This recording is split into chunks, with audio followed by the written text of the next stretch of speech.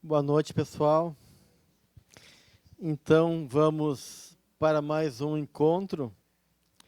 Hoje, tratando do tema Jesus e a questão do sofrimento.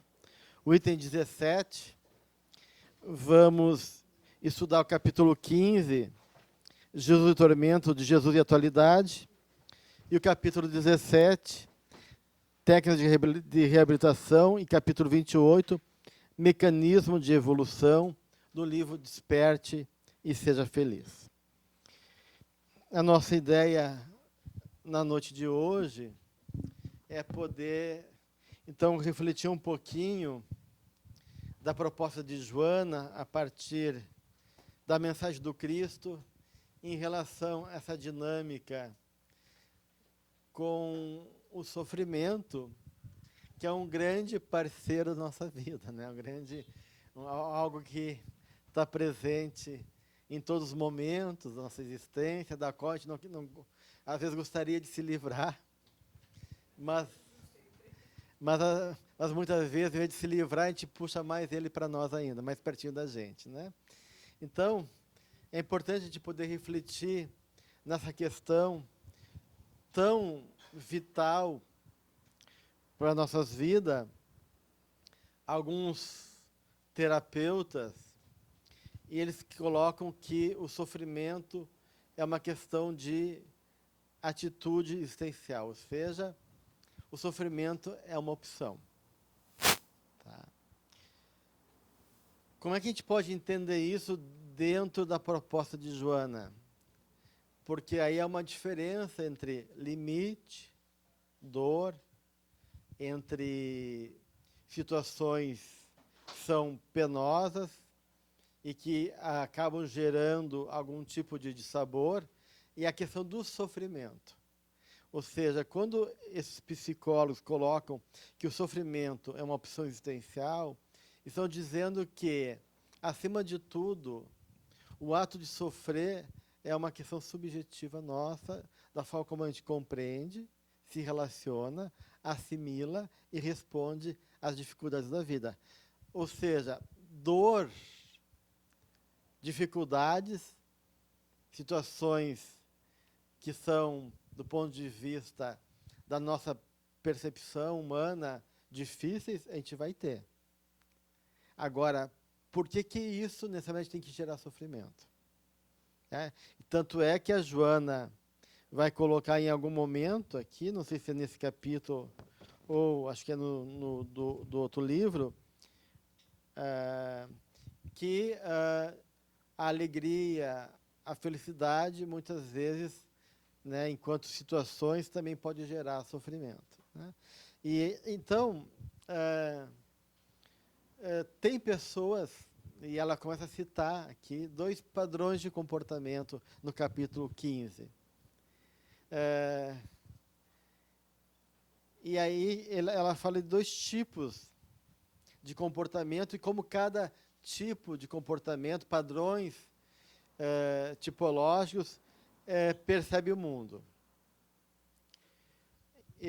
Então ela fala que algumas pessoas vivem o mundo, ou seja, se relacionam com a realidade, como sendo um lugar de prazeres imediatos, com a inevitável presença do sofrimento, que faz parte de sua imperfeição para a perfeição.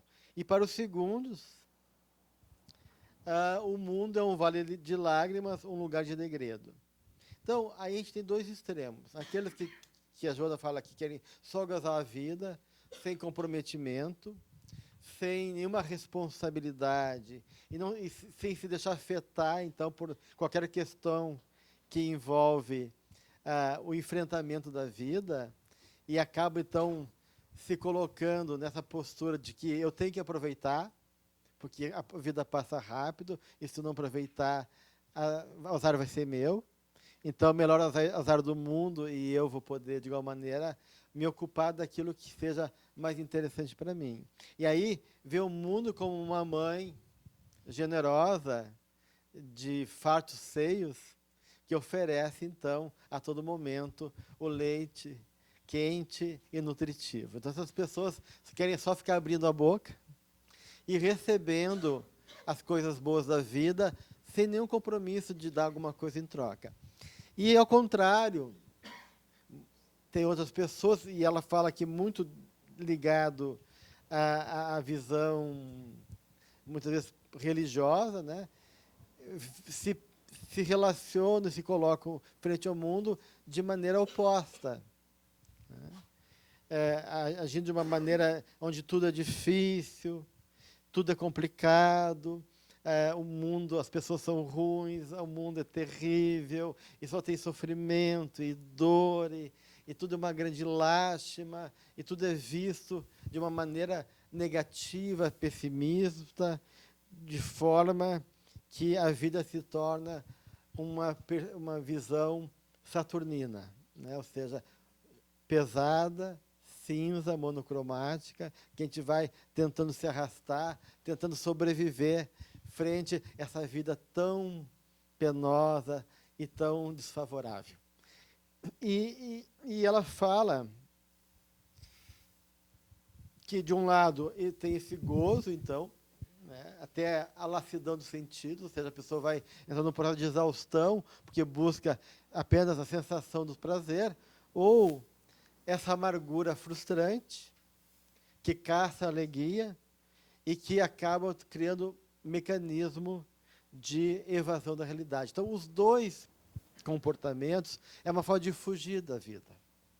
Ou a gente foge negando a realidade e buscando uma gratificação infantil, ou a gente foge da vida prisioneiros de uma visão negativa e rejeitando a vida e o mundo por considerar o mundo uma coisa negativa e pesarosa. E, a partir disso, então, ela contrapõe a personalidade de Jesus, né? Que Jesus foi o protótipo da felicidade. Então, se a gente quer ter uma imagem de felicidade, a gente pode buscar na figura do Cristo. E como é que ela justifica isso? Alguém lembra como é que ela justifica isso?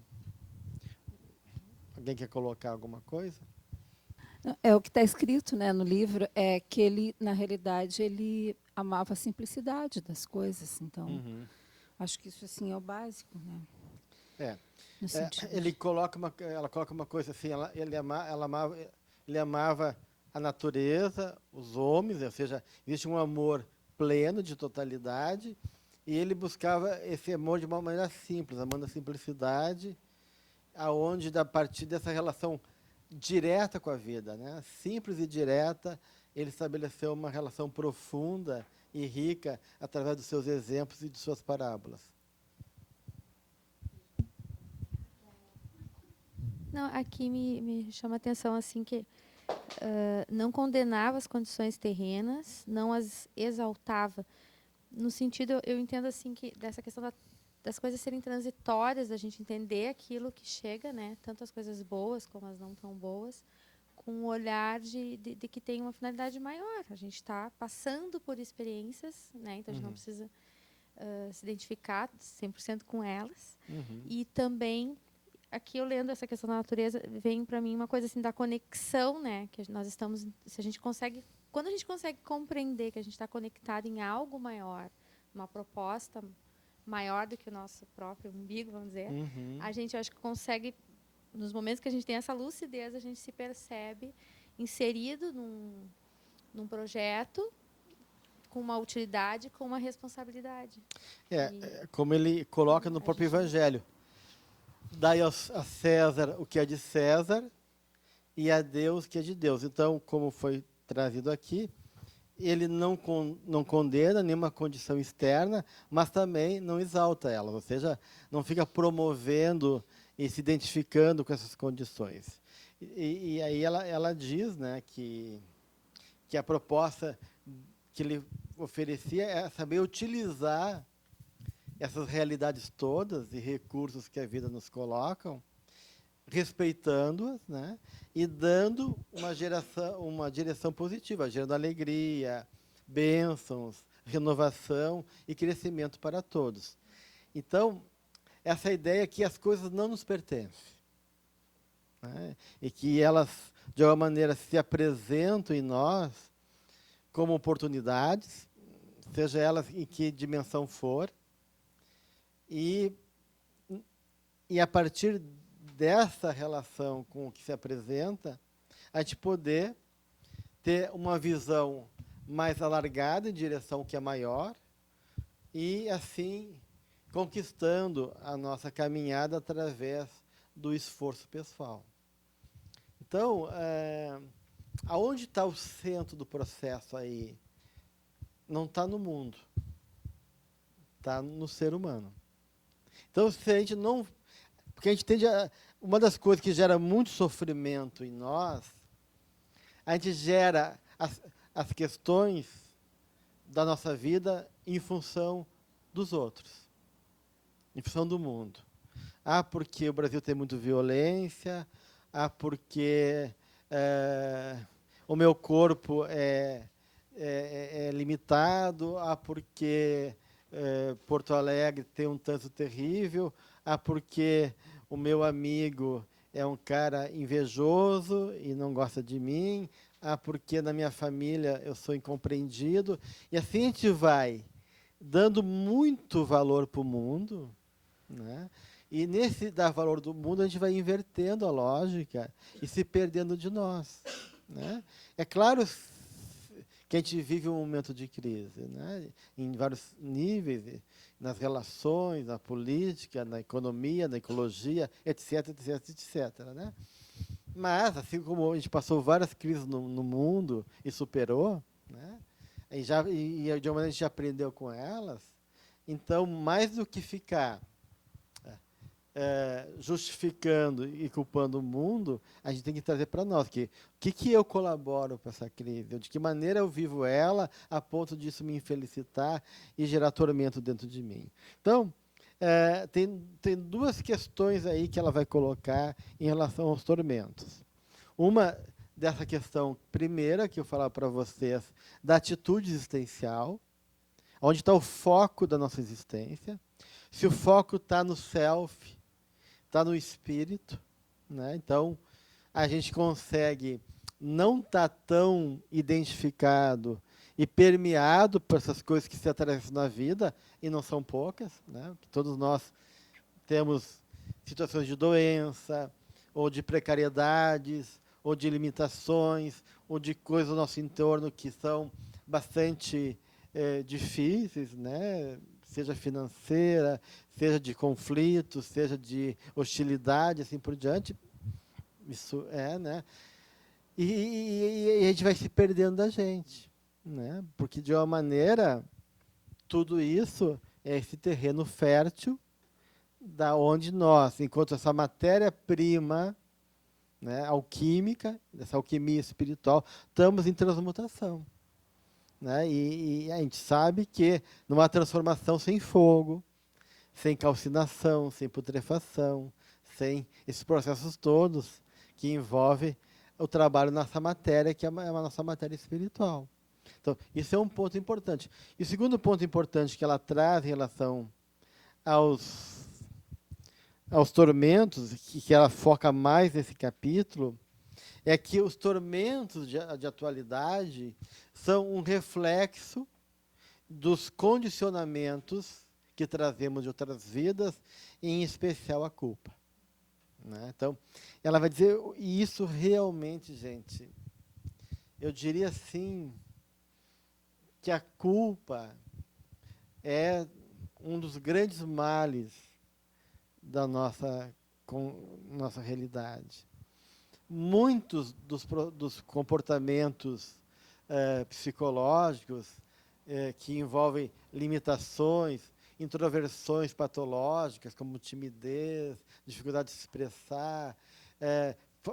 expressar, sentimentos paranoides, fantasias depreciativas, etc, etc, etc, está muito ligado a essas culpas que a gente que a gente traz. Porque essas culpas minam o nosso potencial, elas acabam nos gerando uma identificação com o nosso passado ainda negativo, muitas vezes criando uma atmosfera pessimista, infeliz, e muitas vezes gerando um desamor que faz que a gente fique numa atitude de boicote conosco mesmo. E tudo isso, né, vai gerar situações de tormentos psicológicos, e essas atitudes criam também situações de desencontro com o mundo e com as pessoas. Isso de culpa, eu fico em dúvida, porque às vezes quando a gente trata uma pessoa, a gente leva ela a sentir culpa pelo que ela fez, e quem não sente culpa mesmo é psicopata, né? Mas quando eu falo de uma culpa, porque de uma maneira, Johnny, em vez de culpa, responsabilidade.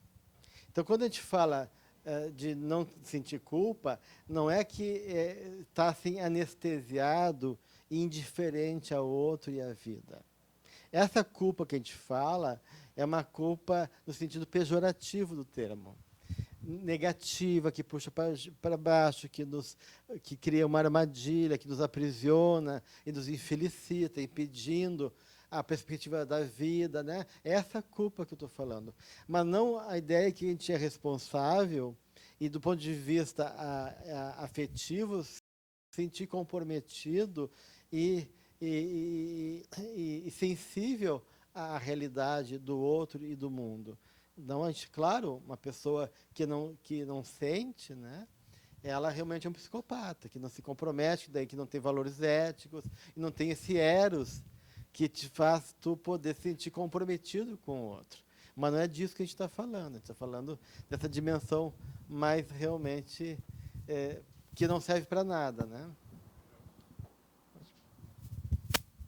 Daria para a gente classificar, então, esse processo de culpa como aquela culpa em que a gente reconhece que cometeu um erro, grande ou pequeno, e faz a transformação através da responsabilidade. Né? Se eu vou visitar um barraco num trabalho social qualquer, abro uma porta e derrubo um copo de água que está em cima de uma cadeira, eu me sinto culpado, baixo a cabeça e vou embora, ou eu simplesmente pego e reponho aquele copo com água? Claro. Esse seria uma espécie de culpa normal, né? Já patológica, essa que a gente traz, e é um processo de autodestruição, né? De autodepreciação. Eu nem saberia dizer se o termo mais certo é culpa. Acho que a gente tem que diferenciar. É um comprometimento. Se eu estou comprometido com a vida e comigo, com o outro, com a vida, é óbvio que as minhas ações, da qual eu me sinto comprometido, eu posso reconhecer elas e dizer, puxa, que pena que eu gerei isso no outro, que pena que eu, com a minha atitude infeliz, eu acabei derrubando e vou me comprometer com aquilo, né? Então, na verdade, eu não preciso sentir culpa. Eu já estou engajado nessa proposta de reconhecer minha sombra, que eu sou limitado, que eu não sei tudo e que, em função disso, eu vou errar, mas eu estou comprometido nessa ideia que ela coloca de estar querendo viver as coisas divinas. Então, se eu quero viver as coisas divinas, eu tenho que viver a vida por inteiro. E viver a vida por inteiro envolve esse compromisso de amor e de ética frente aos demais. E aí eu acho que não precisa nem usar o termo culpa, né? É uma questão só de dizer, puxa, realmente isso me cabe. Me cabe porque isso foi uma consequência da minha atitude e eu assumo isso. Pronto. Pode passar.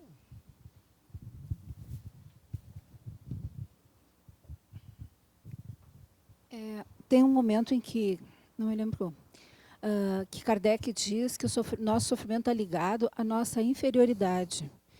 Não seria essa questão de nós não nos reconhecermos, não reconhecer a nossa inferioridade e por isso a gente se sente culpado, no caso, porque no momento em que nós admitimos isso, nós vamos percebendo que a gente está, na realidade, adquirindo experiência, aprendendo E aí a gente vai se liberando um pouco da culpa, né? Eu acho que tem aí duas dimensões nessa questão da inferioridade que eu farei uma relação com a consciência, né? Na nossa inferioridade, a gente nega a realidade, a gente não tem consciência das coisas. Então, eu faço, na minha ilusão, no meu delírio, orgulhoso e egoísta, achando que eu sou a única pessoa que tem necessidade desse mundo e merecedor de ter a atenção do mundo. Então, eu vou fazendo as coisas, passando por cima de todo mundo, e aí eu não tenho consciência do outro. Eu não tenho consciência da lei divina, eu não tenho consciência desse comprometimento, daí eu não tenho culpa. Então, essa falta de consciência dessa rede ligada à lei do amor que me compromete. Até que eu acordo, desperto, né? E aí eu tenho uma consciência exagerada, que não é uma consciência do self, é uma consciência desse ego, que fica daí tomado por um processo de aprisionamento e que também é infantil, né? Porque, como diz o James Hollis, né, ficar se culpando é não assumir que tu é livre e responsável, porque se tu não se culpa, tu tem que dar conta que tu é livre e responsável pelos teus atos. Porque na medida que eu me culpo, eu fico daí nesse processo de aprisionamento em mim mesmo, como um cachorro correndo atrás do próprio rabo, sem esse compromisso e aceitar que eu sou livre para poder dizer sim, fiz, assumo e vou adiante.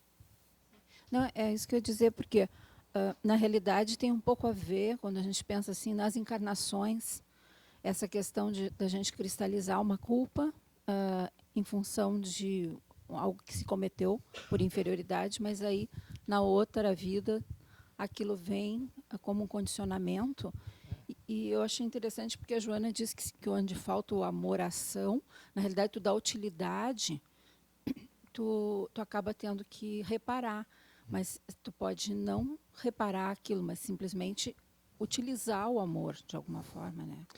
Porque o Não sei amor se eu- é uma forma de reparação, né? Eu acho importante ler toda essa página, a parte do meio em diante, quando ela, na página, no meu é no 69, quando ela começa a falar desses tormentos todos que a gente vive, de desconforto, de tormentos da afeição, do consolo, e ela diz, inquietações, etc. O teu íntimo é um caldeirão fervente, ou seja, a gente está em conflito conosco mesmo, não está em paz.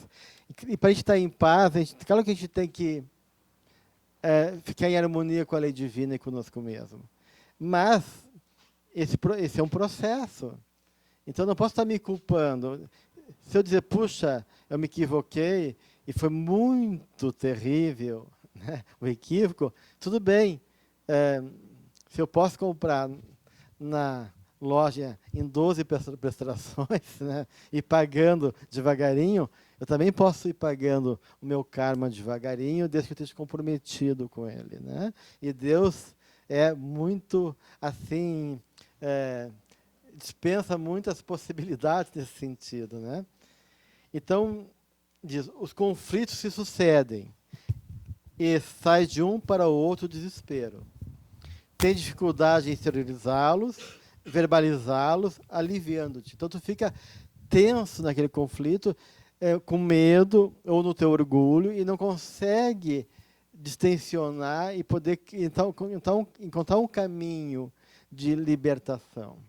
Fobias, complexos, recalques dominam-te a paisagem mental e te sentes um fracassado. Então, esse sentimento que a gente vai daí se deixando levar por essa culpa, porque, como diz o Cristo, ele não quer a morte do pecador, quer a morte do pecado. Mas no meio que a gente vai se culpar, a nossa potência espiritual vai se perdendo. E muitas vezes a gente fica anos anestesiados nesse tormento interno, nesse sentimento de fracasso, e não consegue realizar nada. E aí a gente também está aproveitando, entre aspas, a vida, ou seja, ocupando lugar no mundo e não fazendo nada com isso, né? E ela continua: retempera o ânimo, porém, e sai do refúgio dos teus tormentos para a luz, clarão da razão. Ninguém está na terra fadado ao sofrimento, olha só. Ninguém está na terra fadado ao sofrimento, aos conflitos destruidores. Todos retornam ao mundo para aprender, recuperar-se, reconstruir. A proposta da espiritualidade é sempre muito positiva, é sempre muito esperançosa, é sempre de estímulo, de apoio, é sempre de poder promover o que é melhor, nos engrandecer, mesmo que a gente vai ter que enfrentar os percalços da vida. Eu não fico dando foco para isso, nem nos teus erros do passado, eu fico dando foco nos projetos importantes e nas tarefas que tu tem que realizar, que são formas de realmente sanar esse karma e promover coisas boas na vida, né? Oi. Mesmo que a gente reconheça, a gente pode reconhecer o erro, mas eu acho que para vencer o sofrimento, porque aquilo sempre fica aquele gostinho amargo daquilo. Eu sei, eu cometi um erro, eu me dei conta dele e tudo, vou tentar reparar, vou seguir, mas aquele travinho amargo, ele permanece. É difícil se libertar dessa... Fica sempre a lembrança daquilo. Isso eu acho que depende de cada pessoa. Tem pessoas que se atormentam mais, que tem uma tendência... É claro que uma tristeza, né? Frente a eu me dar conta, puxa, de novo, Gelson, né? E aí olhar de novo que eu caí no mesmo equívoco, que eu esbarrei num processo que talvez não era tão difícil mais de eu não precisava digamos, me ocupar dessa maneira e me perder. Então, ficar triste, chateado comigo, com a situação, tudo bem, mas permanecer nisso, daí tu está no excesso de sal. Tu está naquilo que a gente chama de amargura, né? E como diz o Jung, onde há amargura, não há sabedoria. Onde há sabedoria, não há amargor, né? Então, por algum motivo, tu está aí tendo que lamber tuas feridas e se ocupar do teu sal, né? E só que a gente pode ficar salgado demais, se a gente ficar lambendo por muito tempo, né? E ficando preso ao passado, né? Cristalizado a esse passado. Então, a gente tem que, de uma maneira, ter esse cuidado. E aí que vem a frase que a colega comentou. Na ausência do amor-ação, aparece-lhe a dor-renovação. Então, entende isso? Só para finalizar, depois eu te passo a palavra. Entende que ela faz uma diferença entre sofrimento e dor. A dor a gente não pode evitar, porque ela faz parte da vida. A gente vai enfrentar dores diversas. Mas o sofrimento, ninguém está fadado, segundo ela, ao sofrimento. É isso, né? Ninguém vem aí para cá para sofrer. Como é que se explica essas pessoas que nascem cegas, ou sem os nervios, ou sem os braços? E essas pessoas não Olha, eu não sei se não é maior sofrimento. A pessoa tem que ter uma responsabilidade de uma grande fortuna, de uma grande beleza, de ter responsabilidade por um monte de gente, ou de ser cego e torto, né? Eu não sei qual é que é mais difícil e que pode gerar mais sofrimento, porque o sofrimento das pessoas que tem que dar conta de coisas muito, muito grandes. Então, eu quero dizer que tudo pode dar margem ao sofrimento. E tudo pode ser uma grande bênção. Então, se a gente pegar, não vou pegar nem o São Francisco de Assis, que daí esse não vale, né? Mas vamos pegar o Jerônimo Mendonça Ribeiro. O Jerônimo Mendonça Ribeiro, vou repetir, né? Um grande espírita, que é amigo do Chico, e que ele está lá, naquele livro, O Romance de uma Rainha. Ele era o súdito, o discípulo do bruxo de Mênfis. Ele fazia magias com sangue rosa para envolver as mulheres e usá-las, né? Ele fez coisas terríveis. Depois, ele veio como aquele príncipe alemão que fez aquele palácio, que é o Ludwig, né? E o bruxo veio como o Wagner, e eles eram amigos. Depois ele veio como Luís XV, né? E reencarnou no Brasil, né? Ainda com uma série de esse pesado fardo do passado, né? E quando ele foi, no primeira vez, ver um cinema, botou uma calça branca, que naquela época era moda, que ele comprou para ir para o cinema, e, para aquela ironia do destino, ele tem que sair do cinema carregado, assim, o primeiro ato de alegria, de se apresentar no mundo, dizer, cheguei, estou aqui para viver. Ele tem que se carregar do cinema, e as pernas dele incharam tantas que tinha que rasgar a calça nova dele. E ele foi entrando num processo cada vez mais de perda de movimento até ficar tetraplégico. Sim. E ficou tetraplégico, isso é um processo que ele foi acontecendo depois. Ele tinha tanta dor que tinha que botar ele esteve aqui em Porto Alegre, né? A gente conheceu ele, porque ele tinha uma Kombi velha, quando ele ia pelo Brasil todo fazendo palestra, botou uma casa de crianças. E aí ele só mexia os olhos, com várias dores. E o cara era de uma alegria, e falava dessas limitações extremas e de muito dor como um presente da vida. E ele não se sentia sofrendo. Mas isso ele teve que aprender. Porque no começo, em função dessa culpa, em função de um processo psicológico dele, ele tinha aquilo que o Chico chamou pena de si mesmo. Então, eu já contei aqui, vou repetir, que uma vez ele começou a sangrar muito, né? E aí ele achou que ia morrer, porque estava muito fraco e não parava o sangramento, e pediu para ver o Chico antes de morrer. Daí um empresário paulista que ia para Uberaba deu carona para ele, e ele chegou até o Chico muito, muito desfalecido, num nível realmente vital muito baixo, e disse, Chico, eu estou morrendo. O Chico, sim, tu está morrendo. E tu sabe por quê, Jerônimo? E eu já, não, por causa do coitadinho. Porque tu se sente coitadinho. E aí tu acaba se colocando num ambiente desfavorável, que gera todo esse desconforto. Aí ele estava no sofrimento, pela essa postura dele. Daí o Chico diz, vou fazer uma prece, eu quero que cada um de vocês dê um beijo no Jerônimo, mas com muita delicadeza, para essa flor não se despetalar. Daí as pessoas deram um beijo, o Chico beijou ele, e de noite estava perfeito, bom, a ponto de dar palestra lá em Uberaba. E aí ele mudou a postura dele. Ele saiu desse lugar do sofrimento. Então, não é a dor que passou, não é o limite que se extinguiu. Ele continuou cada vez mais limitado. Mas a postura dele mudou. E isso que eu falo, que é uma diferença entre dor e sofrimento. E aí, toda essa dificuldade que ele viveu era vista como uma oportunidade de ele testemunhar, dar o exemplo de amor, de tolerância, de firmeza espiritual. E ele é uma bênção. Ele cantava, ele falava, ele dava as palestras dele com bom humor. Um cara que só mexia o olhinho. Então, eu acho que a gente consegue alguma coisa, né?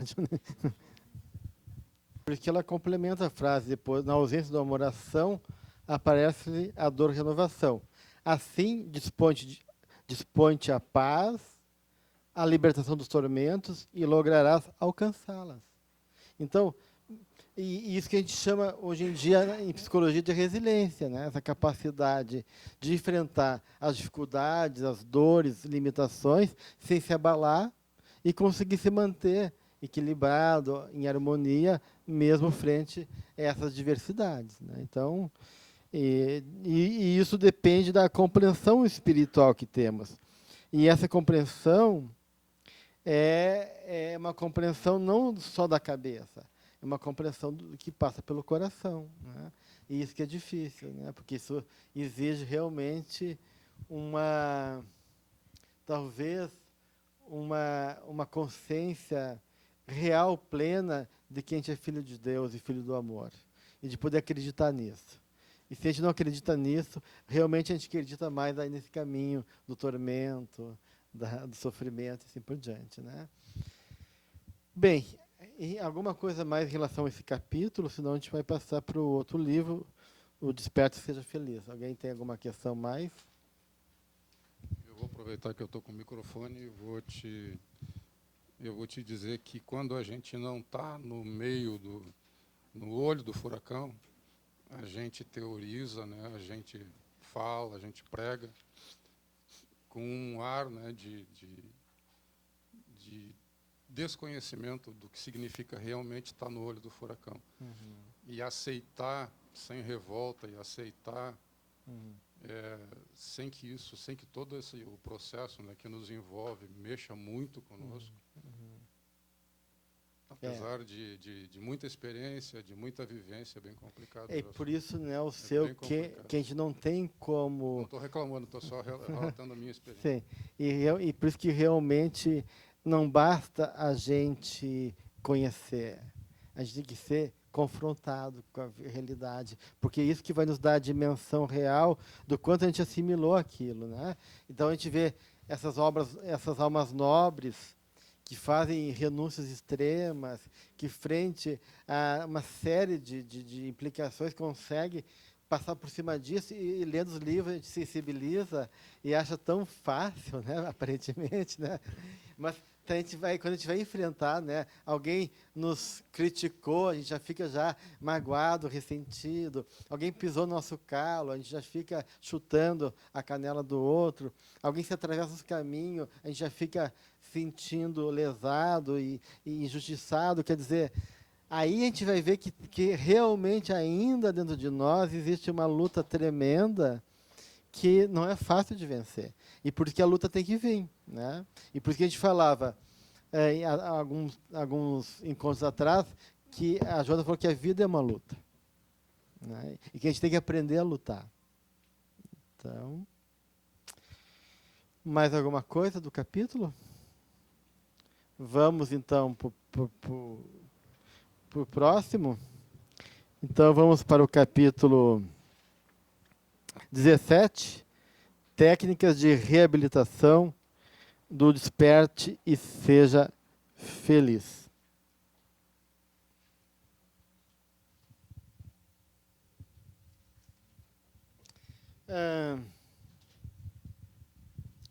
Então, o capítulo esse vem complementar essas falas da gente, né? Porque ela começa o capítulo com uma introdução ao lado do capítulo, falando de todo esse processo que os metais, a matéria, né, vai sofrendo, que os metais têm que experimentar fornalha ardente para ser moldados e se tornarem úteis para o mundo, que as gemas preciosas têm que ter a lapidação para poder despertar seu brilho, né? O barro tem que entrar no fogo para criar resistência, o mármore tem que se revela a sua beleza pelo cisel, que vai, né,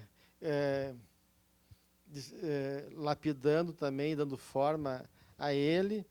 E assim também o espírito, ela fala, né, que para a gente chegar a desvelar o anjo que habita em todos nós, como potência divina, a gente tem que, de uma maneira, saber suportar esses instrumentos da vida, que muitas vezes funcionam como golpes de martelo,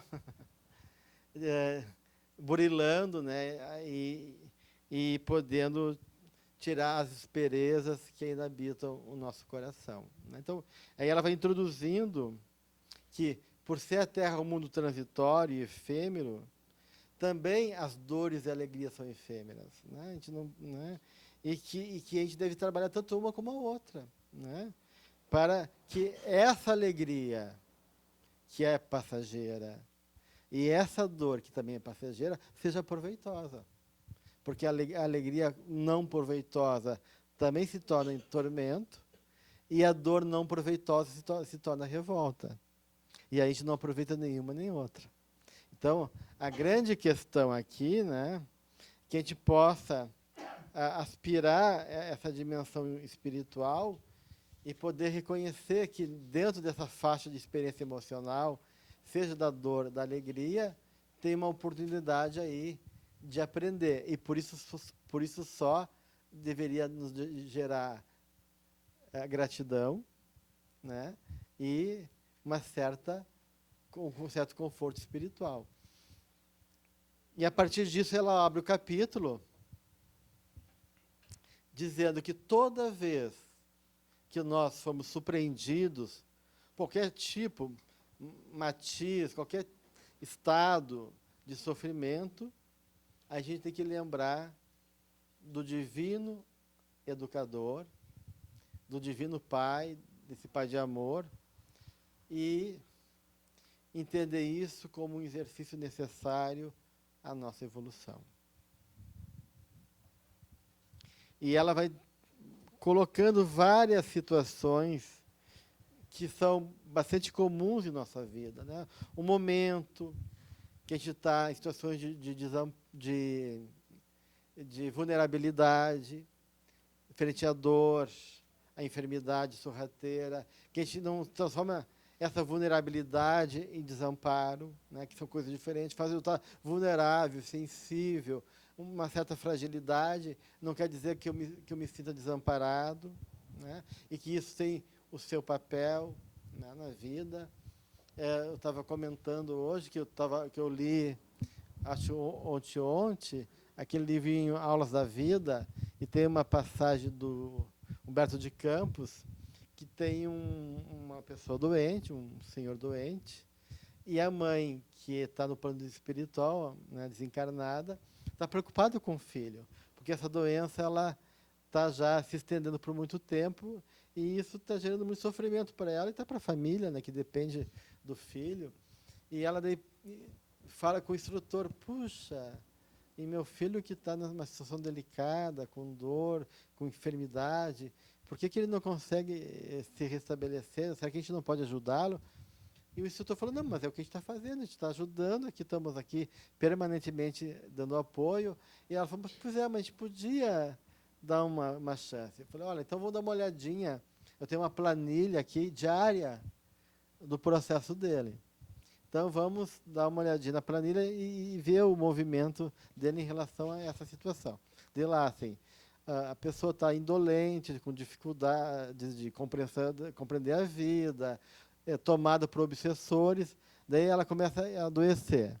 Daí fala: fulano, quando começou a adoecer, começa a ficar mais sensível, começa a lembrar de Deus, começa a orar mais, firmar seus pensamentos, e isso acaba fazendo obsessores. A gente está podendo agir melhor dele, incentivando ele a vencer e superar suas dificuldades. Começa a melhorar.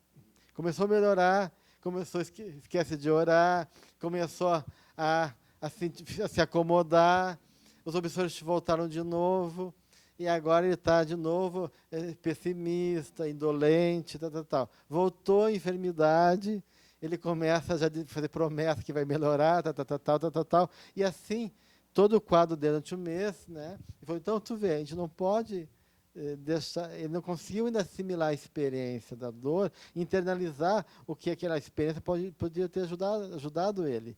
E se ele se descuida, na medida que ele fica ação, ele abre campo para uma coisa muito mais pior e perigosa para o futuro. Então, por amor a ele e por cuidado a ele, a gente tem que manter ele um pouco mais tempo nesse estado. E a mãe dele daí concorda, tem que concordar que meu filho então precisa um pouquinho mais desse sofrimento. Isso é a realidade de todos nós, né, gente? Né? Quem é que não se percebe nessa, né? A gente tende a ser muito acomodados, muito ainda descomprometidos conosco mesmo, e não, se não é vida dar um bofete e depois um carinho, né? A gente não dá um tranco, a gente não acorda. Infelizmente, né? Muitas vezes a gente deixa para a vida fazer isso por nós. E se a gente deixa pela vida sempre é o caminho mais difícil, né? E aí, mas é uma opção nossa.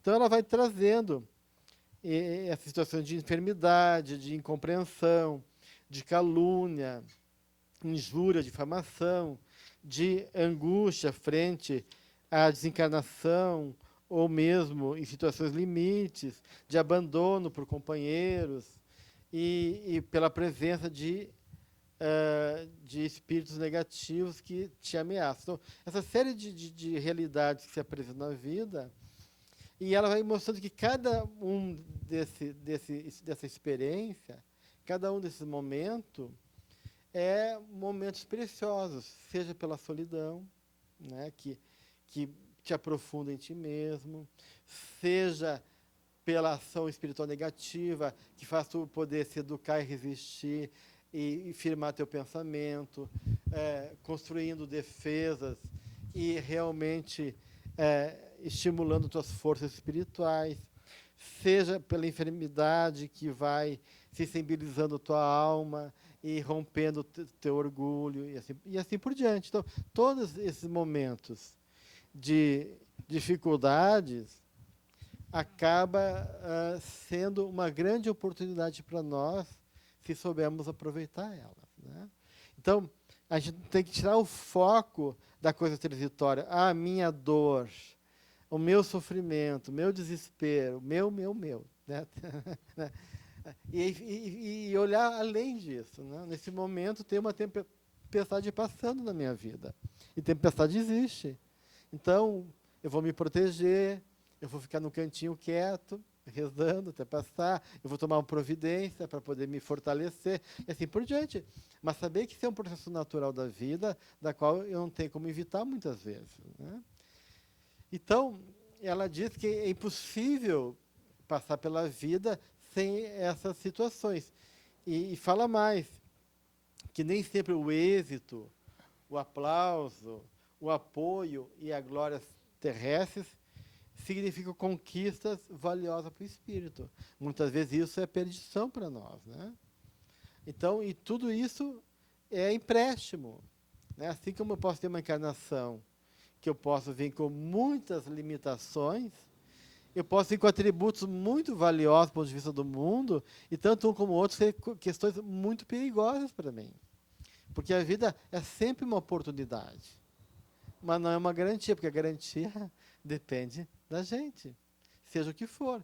Eu posso dizer assim, puxa, se eu tivesse dinheiro, que coisa boa, quanta pessoa eu ia poder ajudar, porque daí vem a vida e me dá uma fortuna, e aí como é que eu fico? E aquilo que parecia ser uma coisa boa para mim se torna um inferno na minha vida, né? Então, tudo é muito relativo do ponto de vista do que envolve essas dinâmicas espirituais, né? Então, ela vai reafirmar aqui, na página 7,6, que as dores que chegam aos corações em luta de redenção não têm caráter punitivo. Se alguém falou isso, mentiu para vocês, né? Antes, constitui técnicas de educação, que se utiliza o pai amoroso, convocando o filho rebelde, a edificação interior, a reparação dos próprios erros. Júbilos, facilidades, conforto, beleza e saúde são concessões espirituais de que seus possuidores terão que prestar contas conforme o uso que deles façam. Então não adianta, né? De um jeito ou de outro, tu vai ter que se confrontar contigo. E qualquer movimento da vida gera algum tipo de encargo, da qual tu tem que dar conta, né? Sim. Então, eu estou fazendo que tipo de caminho?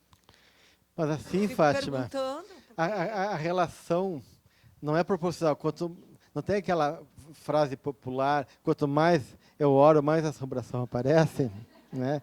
Então, não é garantido que estou orando, tu vai passar assombrações. Então, existe a dor que é a dor kármica, né, que a gente tem que drenar esse passado, né, e vivenciar por uma série de coisas, seja para expurgar, seja no sentido de uma maneira e nos educar. Então, tanto, né, tem o sofrimento, que é um teste, né? Não é,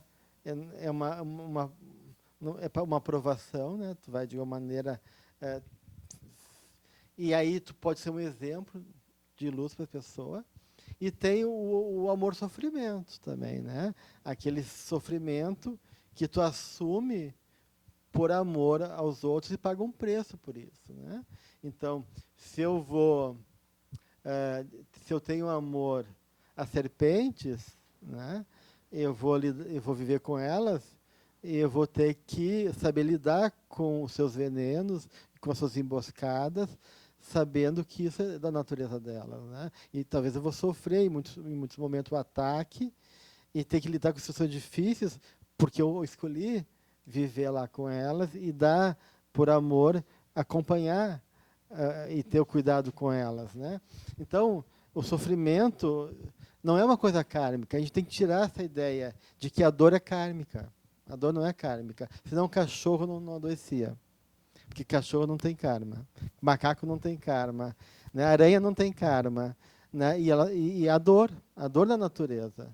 Né? A dor até no limoeiro que a gente corta para podar e para vir robusto de novo e florescer e dar novos frutos. Então, a dor é uma experiência humana fundamental, que pode ser útil em qualquer momento da nossa vida, e não só essa ideia, porque a gente ficou a ideia dessa dor como punição. E é isso justamente que a Joana está dizendo, a dor não é uma punição. Né? As situações difíceis, às vezes, são até uma coisa que a gente pede. Eu estou aqui correndo 100 por hora, né? Estou assim, bem treinadinho, isso está fácil para mim. Então eu quero correr com obstáculo agora, porque correr em faixa livre está muito fácil. Então tá, a gente vai botar um obstáculo para ti, então, daqui a 100 metros. Não, 100 metros é muito longe. Põe 2 aí. Não, põe 3, a cada 25 metros.